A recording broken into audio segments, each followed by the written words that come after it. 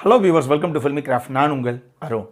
இந்த எபிசோடில் நம்ம பார்க்க போகிற படம் 2022 ஒரு இந்தோனேஷியன் காமெடி கம் எமோஷனல் ட்ராமாவாக வெளியான மிஸ்ஸிங் ஹோம். இப்போ இந்த படத்துடைய ஒன்லைன் ஸ்டோரி என்ன அப்படின்னு இங்கே பார்த்துடலாம். 4 பிள்ளைகளுடைய தகப்பனாக இருக்கக்கூடிய படத்துடைய கதாநாயகன் இவருடைய அம்மாவுக்கு இவர் பண்ண வேண்டிய ஒரு சம்பிரதாயம். ஆனால் அதை அந்த அம்மாவுடைய பேரம்பேத்திகள்லாம் யார், நம்ம கதாநாயகனுடைய இந்த பிள்ளைங்கள்லாம் இல்லாமல் பண்ண முடியாது. ஆனால் இவருடைய பிள்ளைங்கள்லாம் வேறு வேறு ஊரில் போய் அதாவது செட்டில் ஆகிருச்சு. இப்போ எப்படியாவது ஒரு சாக்கு போக்கு சொல்லி தன்னுடைய பிள்ளைகள் எல்லாத்தையும் சொந்த ஊருக்கு வர வைக்கணும், இந்த விஷயத்தை நிறைவேற்றுறதுக்காக அப்படின்னு சொல்லி ஒரு திட்டம் போட ஆரம்பிக்கிறாப்புல. இதுக்கப்புறம் இந்த கதையில் என்ன தான் நடந்தது, இதுதான் இந்த படத்துடைய ஒன்லைன் ஸ்டோரியை. இப்போது இந்த படத்துடைய டீட்டெயில் ரிவ்யூக்கு போகலாம். முதல்ல இந்த படத்துடைய கதை என்ன அப்படிங்கிறது இங்கே தெளிவாக பார்த்துருவோம். படத்தில் நம்ம கதாநாயகனுடைய பேர் பக் துமு. இவருக்கு ஒரு மனைவி, ஒரு அழகான குடும்பம். இவருக்கு 4 பிள்ளைங்க. இதில் ஒரே ஒரு பொண்ணு, 3 பசங்க. இந்த ஒரே ஒரு பொண்ணு இருக்காங்கல்ல, அந்த பொண்ணு மட்டும் இந்த அப்பா அம்மா கூட, அதாவது கதாநாயகன் அவருடைய மனைவி கூடயே இருக்கிறாங்க. வீட்டில் இருக்க தேவையான பணிவிடைகள் எல்லாத்தையும், வேலைகளை எல்லாத்தையும் அந்த பொண்ணு தான் பார்க்குது. மீதி 3 பசங்க இருக்காங்கல்ல, 3 பேருமே இவங்க ஒரு கிராமம் சார்ந்த பகுதி மாதிரி ஒரு இடத்துல தான் இருக்கிறாங்க, அழகான ஒரு வீட்டுக்குள்ளே. அந்த 3 பசங்களுமே எல்லாம் சிட்டியில் போய் அவன் அங்கங்கே ஜம்முன்னு செட்டில் ஆகிட்டான். ஒருத்தர் அதாவது நம்ம கதாநாயகன் எந்த சமூகத்தை சேர்ந்தவரோ அந்த சமூகமே இல்லாமல் வேற ஒரு சமூகத்தோட பொண்ணை தான் நான் கல்யாணம் பண்ண போகிறேன், வேறு சமூகத்தை சேர்ந்த அந்த பொண்ணை தான் நான் கல்யாணம் பண்ண போகிறேன் அப்படின்னு சொல்லி அவர் ஒத்த காலில் நிற்கிறாப்புல. இதில் கதாநாயகனுக்கு உடன்பாடே கிடையாது. இங்கே பாரு, நம்ம ஆளுகளை என்ன நினைப்பாங்க, மானத்தை மரியாதையை வாங்கிறாது நீ சொல்லிட்டேன் நான் அப்படின்னு சொல்லி ரொம்ப கோவப்படுறாப்புல அந்த பையன் மேலே. அவர் வழக்கம் போலாம், மொத்தம் தெரியுமா இன்றைக்கி பசங்க எப்படி இருக்காங்கன்னு, யோ சும்மா உசுர வாங்காமல் போன வையா, பெரிய ட்ரெடிஷனு இதான், பெரிய சம்பிரதாயம் எம்பிரதாயம் எல்லாம் தேவையில்லாமல் போட்டு கம்பி கட்டிக்கிட்டு அப்படின்னு அந்த பையன் அவருடைய மூட்லேயே போய்கிட்டு இருக்காப்புல. சரி, மூத்த பிள்ளை தான் அப்படி ஆகிப்போச்சு. 2வது பிள்ளை அது எப்படி இருக்குது அப்படின்னு பார்த்தீங்கன்னா, அவர் பேசிக்காக லாயருக்கு படிக்க வச்சாப்புல நம்ம கதாநாயகன். எப்படியாவது நம்மளுடைய பிள்ளை ஒரு லாயராக வரும், ஒரு ஜட்ஜாக வரும் அப்படின்னு இவர் பகல் கனவு கண்டுக்கிட்டு இருக்க. அந்த பிள்ளை, எனக்கு இந்த லாயர் வேலைலாம் சுத்தமாக பிடிக்கலைங்க, நான் ஒரு நல்ல காமெடி நடிகனாக வரணும் அப்படின்னு ஆசைப்பட்றேன் அப்படின்னு சொல்லி அவர் அங்கங்கே இந்த டிவியில் ஷோஸ் எல்லாம் அந்த மாதிரி காமெடியாக பண்ணிக்கிட்டு தான் இருக்காப்புல. கிட்டத்தட்ட ஒரு செலிபிரிட்டியும் ஆகிட்டாருன்னு வச்சுக்கோங்களேன். ஆனால் அவர் என்னதான் ஆனாலும் கதாநாயகனுக்கு மனசில் ஒரு நிறைவே இல்லை. என் வேர்வையும் ரத்தத்தையும் சிந்தி இவன் எப்படியாவது ஒரு லாயராக வருவான், ஜட்ஜாக வருவான், படிக்க வச்சா இப்படி போய் வேஷம் போட்டுட்டு தெரியான் கடைசியில் அப்படின்னு சொல்லி அதுலேயும் நிம்மதி கிடையாது இவருக்கு. சரி, கடைசி பிள்ளைய படிக்கிறதுக்காகவே சிட்டிக்கு இவர் தான் வண்டி ஏற்றி அனுப்பிச்சி வச்சது. அந்த பையனாவது போயிட்டு படித்து முடிச்சிட்டடா கிளம்பி வாடா அப்படின்னா, இல்லை நான் படித்ததை வச்சு இந்த ஃபார்மிங் எல்லாம் பண்ண போகிறேன், அதை அந்த ஊரில் தான் பண்ண போகிறேன், அதை நம்ம ஊரில் பண்ண வேண்டியதானடா, அதெல்லாம் கிடையாது தகப்பா, நான் பண்ணால் அங்கே தான் பண்ணுவேன் அப்படின்னு அவனும் பிரச்சனை பண்ணுறான். இப்படி எல்லா பிள்ளைகளும் ஒன்று ஊருக்கு போகணும், திருப்பி வரவே இல்லை. ஒரு பிள்ளை போய் 6 வருஷம் ஆகுது, ஒரு பிள்ளை போய் 4 வருஷம் ஆகுதுன்னு ஒரு பிள்ளையும் ஊர் பக்கமே வரமாட்டேங்குது. அப்பா அம்மா இருக்கிறாங்களா செத்துட்டாங்களா அப்படிங்கிறத கூட எந்த பிள்ளையும் கவலைப்பட மாட்டேங்குது. இந்த ஒரே ஒரு பொண்ணு மட்டும்தான் இவர் கூட இருக்குது. 10வதுக்கு இந்தோனேஷியாவில் அவங்க ஏதோ ஒரு சம்பிரதாயம் சாந்தியம்லாம் பண்ணுறாங்க. அது என்ன அப்படின்னா, அம்மாவுக்கு, கதாநாயகனுடைய அம்மாவுக்கு, இவரே ஒரு 50 வயசு இருக்க மாதிரி ஆள்னு வச்சுக்கோங்களேன். இவருடைய அம்மா அப்படின்னா பார்த்துக்கோங்க, அந்த பாட்டியம்மா இருக்குது, அந்த பாட்டியம்மாவுக்கு மகனாக இவர் சில கடமைகள்லாம் ஆற்றணுமாமா. அங்கே அந்த சம்பிரதாயப்படி ஒரு சில விஷயங்களை பண்ணணும். ஆனால் அது நானாக பண்ண முடியாது, என் பிள்ளைங்க இருந்தால் தானே குடும்பத்தோடு சேர்ந்து நான் பண்ண முடியும், உனக்கு பிள்ளைங்க தான் வரமாட்டேங்குதுங்களே அப்படின்னு சொல்லியே அதை பண்ணாமே நிறுத்தி வச்சிருக்காப்புல. ஆனால் இப்போ கூடிய விரைவில் அதை பிளான் பண்ணிக்கிட்டு இருக்காங்க, எப்படியாவது நம்ம அம்மாவுக்கு பண்ணிடணும் அப்படின்னு. இவர் இதுக்கு பிள்ளைகள் எப்படியாவது வர வைக்கணும். எப்படி வர வைக்கிறது, ஒரு பையில மதிக்க மாட்டேங்கிறா, என்னத்தை சொல்லி கம்பி கட்டி இவங்களை வர வைக்கிறது அப்படின்னு இவருக்கு தெரியலை. அதனால ஒரு சூப்பரான திட்டம் ஒன்று போடுறாப்புல நம்மால். இவருடைய மனைவியை கூப்பிட்டு, இங்கே பாரு, ஊருக்கே தெரியும் நம்மளை மாதிரி அந்த அளவுக்கு ஒரு அந்நுண்ணியமான கணவன் மனைவியே கிடையாது அப்படின்னு.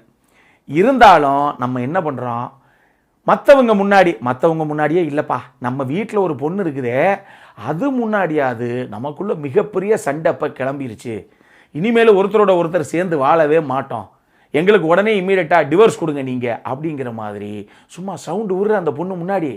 அது பார்த்து அதிர்ந்து போயிடணும். ஐயோ, நேற்று வரைக்கும் நல்லா தான் இருந்தாங்க, என்ன காலையில் ஒரு சின்ன சண்டையாக இருந்துச்சு, அதுக்குள்ளே இவ்வளோ பெருசாக வந்துருச்சு அப்படின்னு அந்த பொண்ணே பயந்து போய், டேய் தயவு செஞ்சு எல்லாரும் இங்கே வாங்கடா, நீங்கள் இன்றைக்கி நைட்டுக்குள்ளே வரலன்னா அப்பா அம்மா நாளைக்கு காலையில் பிச்சுக்கிட்டு போயிடுவாங்க போல தெரியுது அப்படிங்கிற அளவுக்கு ஒரு ஃபோனை போட்டு அந்த பொண்ணே இந்த பிரச்சனையை டீல் பண்ணணும் அப்படிங்கிற அளவுக்கு சமயோஜித புத்தியாக யோசித்து நம்மால் ஒரு திட்டத்தையும் தீட்டுறாப்புல. இப்படி இதுக்கப்புறம் இந்த கதையில் என்ன தான் நடந்தது, இதுதான் இந்த படத்துடைய மொத்த கதையை.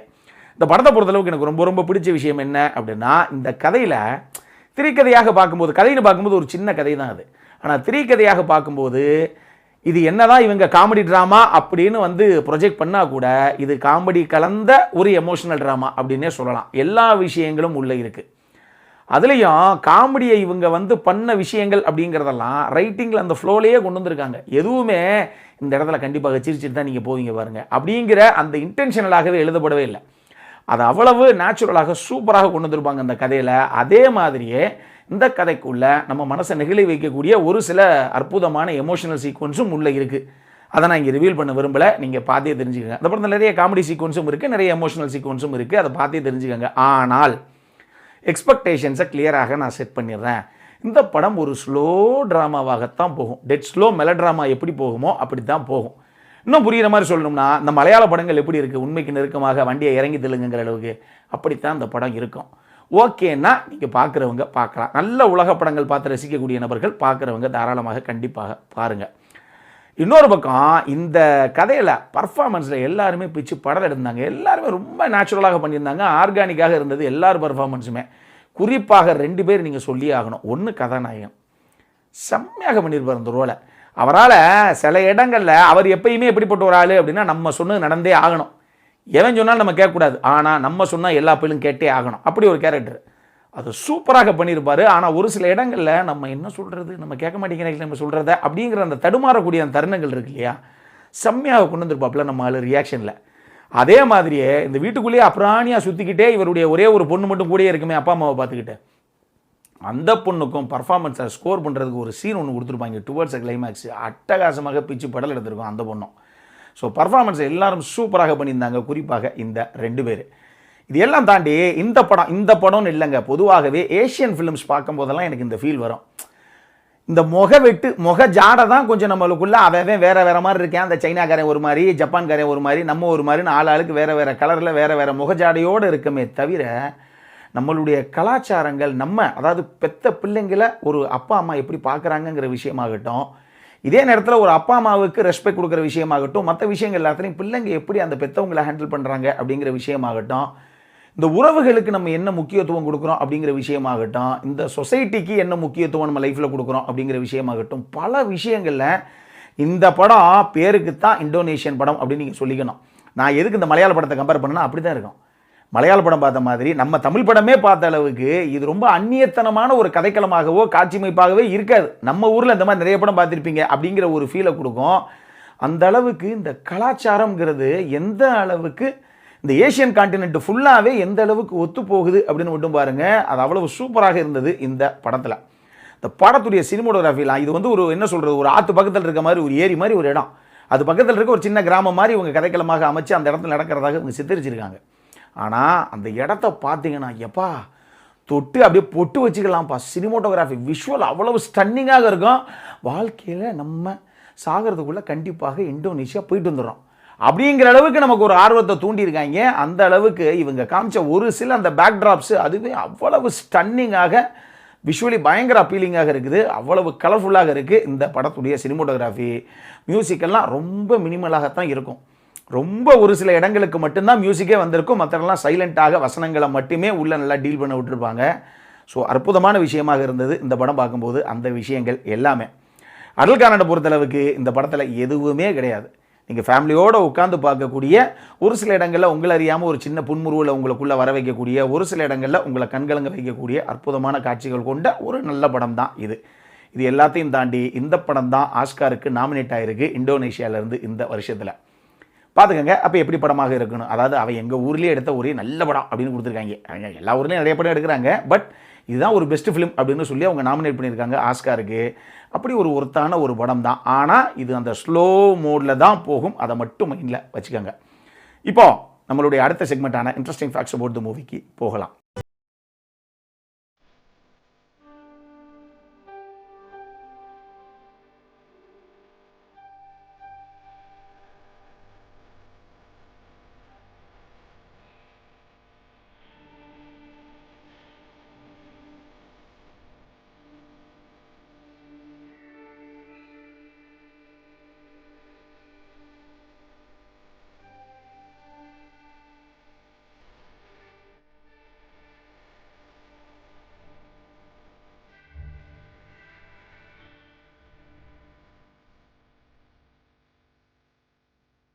இந்த வீடியோ பிடிச்சிருந்தது அப்படின்னா லைக் பண்ணுங்கள், உங்கள் ஃபேமிலி அண்ட் ஃப்ரெண்ட்ஸ் எல்லாருக்கும் ஷேர் பண்ணுங்கள்.